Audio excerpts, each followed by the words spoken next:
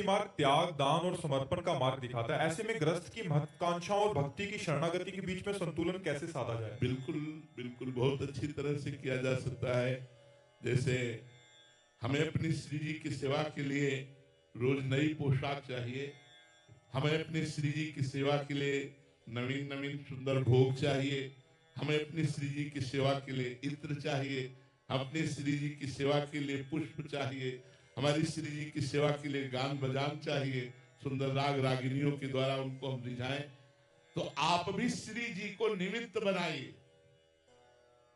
हमारे पति में प्रभु विराजमान है, पुत्र में प्रभु विराजमान है, सास ससुर में प्रभु विराजमान है।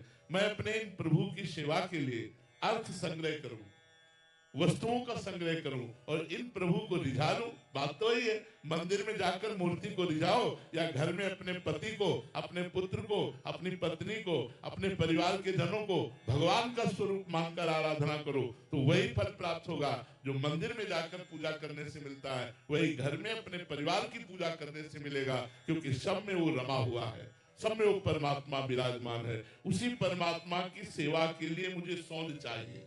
हम फंसते तब हैं जब भोग भोगने के लिए चाहिए, जब अपनी वासनाओं की पूर्ति के लिए तो हम फंसते हैं। अगर पूजा के लिए, तो पूजा की सामग्री वो फंसाती नहीं है, वो तो मुक्त करती है। तो हमारे घर में अतिथि आवे, हमारे घर में परिवार के जो सदस्य हैं, उन सबकी पूजा के लिए वस्त्र चाहिए, भोजन चाहिए, रुपया चाहिए। तो हम अच्छे धर्म रूपी कर्म करके धन कमाएं और अपने परिवार का पोषण करते हुए भगवान का नाम स्मरण करें, तो हमारी पूजा पक्की। क्या परेशानी? कोई परेशानी नहीं। क्या हम अपनी श्री जी के लिए संग्रह नहीं करते? कल श्री जी को ये पोशाक पहनाएंगे, कल श्री जी को ये इत्र लगाएंगे, पोशाक पहनाएंगे, कल श्री जी को ये इत्र लगाएंगे।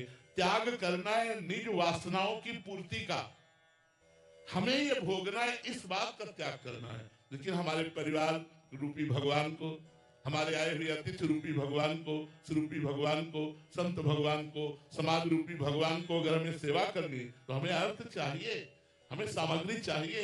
उसके लिए हम नौकरी, व्यापार कुछ भी करें और सुंदर अच्छे ढंग से अर्थ कमाकर परिवार की सेवा करें, यही पूजा होगी। तुम्हारे लिए और कोई पूजा नहीं, यही पूजा होगी। नाम जप करो और अपने परिवार की सेवा करो, और सेवा के लिए जो सामग्री है उसका संग्रह करना, वो संग्रह नहीं है जो आपका पतन। ऐसे ही भक्ति रस में डूबने के लिए चैनल को सब्सक्राइब करें। राधे राधे।